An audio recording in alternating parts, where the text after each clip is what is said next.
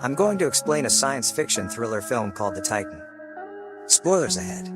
Watch out and take care. The premise of the movie is based in 2048. Several cars drive along the Atlantic Ocean to the NATO operating base. One of the cars stops in front of a mansion. A woman shows a family of 3 inside the mansion, which is now their new home. The father, Rick Jansen, his wife, Dr. Abigail Jansen, and his son, Lucas are surprised, clearly not used to the lavishness of the place. The 3 stand in front of their private swimming pool, when Lucas asks Rick where he is going. Rick shows him a direction towards the sky. The camera pans out showing similar houses in the neighborhood, suggesting that the people who came in the other cars were given similar houses. The next morning, Professor Martin Collingwood visits the family. The couple is happy to see him. Rick thanks the professor for selecting him for the mission, but the professor instead reminds him of the risks involved in the mission. The professor says he is grateful for their service, and leaves. Cut to a NATO conference. The professor speaks in front of a group. In the year 2048, the Earth's natural resources have been used to their pieces. People begin to fight for whatever remains of the resources, and wars between the countries are prevalent. He predicts that in 10 years, half of the planet will be uninhabitable, and in 15 years, half of the world's current population will starve to death. Human beings' time is running out because they have outgrown their homes. The professor claims that their children will witness the end of the world. However, amidst all this, he claims that there is hope, the hope being the largest moon of Saturn named Titan. The only other body besides Earth in the solar system that has an atmosphere, making it the most inhabitable body in the solar system besides the Earth. But it is in no way ready to be inhabited by humans. As liquid methane rains on the heavenly body, the atmosphere is filled with nitrogen, and the temperature is extremely low. The professor claims, space science says that Titan cannot be livable for humans, but he has a different approach. He wants to use modern genetics to make people adapt to the nature of the planet, rather than trying to make the planet inhabitable for humans. Hence, Rick and 13 others in the team have been called to be experimented upon to make them adapt to the environment of Titan. He claims, with little enhancements in their body, they will be able to breathe nitrogen in its air and survive the cold of Titan. Everyone there knows of the risk of the experiment, but they are willing to put their lives in danger, for the future generation. Their main aim is to be able to establish Titan as humans' new home planet. The group has been chosen from 5,000 people in 16 different countries for this specific task, because of their ability to survive. One person at the convention argues that the process is a forced evolution and none of them will survive in the end, but the others claim they know of the risks. After the convention, the group is given their respective key cards and taken to a lab. The experiment's helper, Dr. Freya Upton, gives Rick a shot and informs him that he will be getting over 300 shots in the next week.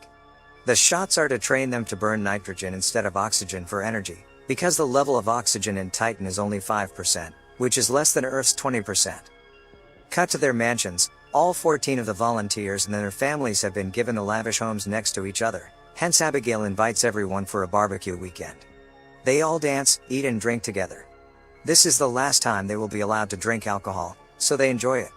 Abigail is drunk after the party, so Rick helps her get to their room, but before they can, he begins to cough aggressively. Abigail helps him and sees he is burning with fever. She gives him some medicine and puts him to bed. In the next experiment, the volunteers are made to sit underwater for as long as they can. The last ones inside are Rick and a girl named Tally. The two have been underwater for 31 minutes. Everyone outside is happy and surprised that the experiments have worked. Tally starts suffocating and goes to the surface in 39 minutes, but Rick still stays inside. His vitals seem to be dropping, so everyone gets worried. However, Rick starts swimming across the pool at great speed, showing his progress. Everyone cheers and claps for him. He has been underwater for 42 minutes. At night, Rick tells his son Lucas about Titan's conditions as a bedtime story. The kid is thrilled to know that his father will be able to live on another planet soon. Rick then joins his wife in the swimming pool, where she notices the nerves on his back being prominent. She labels it as a side effect of the shots he has been given, but is worried for him. As time goes by, Abigail and Ryan, the wife of another volunteer, become friends. Ryan tells her that she didn't want her husband to come here, but he doesn't listen to anything she says. Rick goes through surgery that day. Abigail, being a doctor, reads the book they were given, that has all the procedures Rick has to go through. She sees that all of them are safe, so she is relieved. At night, she wakes up, and notices that Rick is missing from their bed. She goes to the kitchen, and sees him applying ice on his body. He says he was burning in their bed. Abigail brings out a bucket of ice and Rick puts his hands in there. He asks his wife to do the same, but she brings her hands out, not bearing the cold. Rick then claims that he cannot feel any cold. He has adapted to live in Titan's cold temperature. In one experiment, the group is made to swim underwater as the place is filled with methane gas as it would be on Titan. Next, they are made to run around a field for as long as they can, while breathing methane and nitrogen. They do the same exercise for several days. The group is in the changing room when Rick notices a lot of his hair falling. Tally tries to see if it's true and gets a lump of hair out of his head. Just then, one of the female volunteers vomits out blood and falls on the ground struggling. The others try to help her and call the officials. Dr. Freya tries to help her, but she dies on the ground before she can do anything. The group is shocked as the harsh reality of the experiment is starting to show. That night, everyone gathers at Rick's home again and discusses the matter.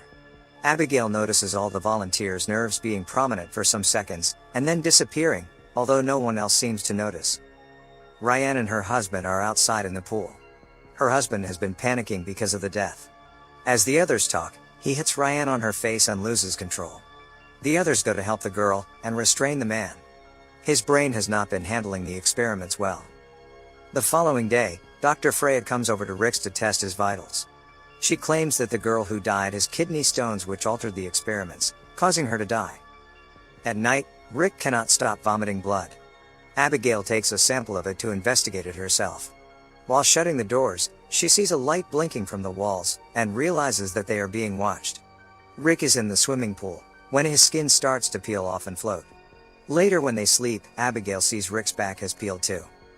Abigail takes the sample to the lab the next morning, and sees that it has several compounds that the book didn't talk about. The lab performs eye surgery on Rick that day. It is to allow him to see through the darkness. He goes home after the surgery, but has to be rushed back to the hospital when his eyes start to bleed uncontrollably. Abigail meets the professor and accuses him of not telling them everything about the procedure. She confronts him about the cameras that he claims are for security reasons. He dismisses her and sends her home. As soon as she is home, she sees large army vans arriving at Ryan's home. She rushes to see what is happening, but a soldier stops her. Just then, someone throws Ryan out of the window. Her dead body is lying on the front porch. Ryan's husband has gone completely wild because of the experiments. One night, Abigail takes Rick's key card and sneaks into the facility. She finds the volunteer's medical file and sees that the girl who died didn't have kidney stones. The professor and the team are in a meeting with NASA. The professor is chastised for doing forced evolutionary experimentation without proper evidence or ethical reasons. He is threatened with having his operation shut down. When the professor comes to visit Rick at his home, he tells Abigail that he does not actually know the effects of the experiments yet, but they cannot go back now. The subjects will be turned into a new species of humans called the Homo Titanians, and will be different from Homo sapiens, but since everybody evolves in a different way, they do not know what Rick will turn to after the full experiment. Later, Rick opens the bandage from his eyes and is surprised to see everything around, even in the dark. His eyes have evolved. The following day, they perform a vital surgery on the subjects, but all of them die except for Rick and Tally. Now, the future of humanity lies on the two. Abigail is brought to the facility after the surgery, and is surprised to see her husband turn into a different creature altogether. But it is evident that he still remembers them.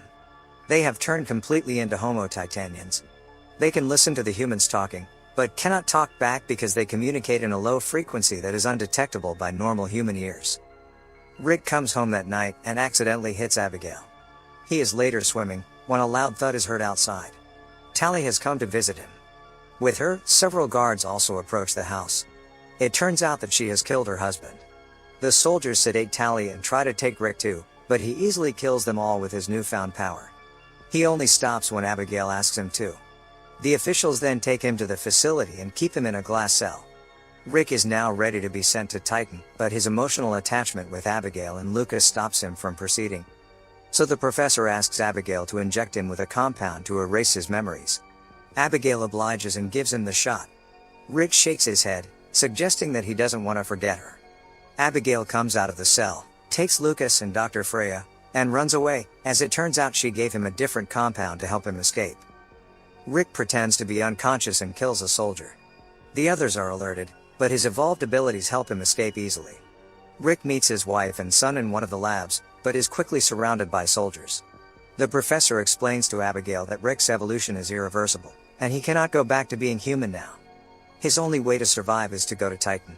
Seeing that she has completely lost her old husband, Abigail finally agrees to let him go away, for the sake of humanity and its survival. In the next scene, we see them in an airplane. Rick lies in a body bag and is being taken to be sent to Titan. Cut to a few months later, the professor has been arrested for using unethical methods. Abigail and Freya have taken over the Titan II facility. Lucas calls his mother outside to make her look at the clear night sky.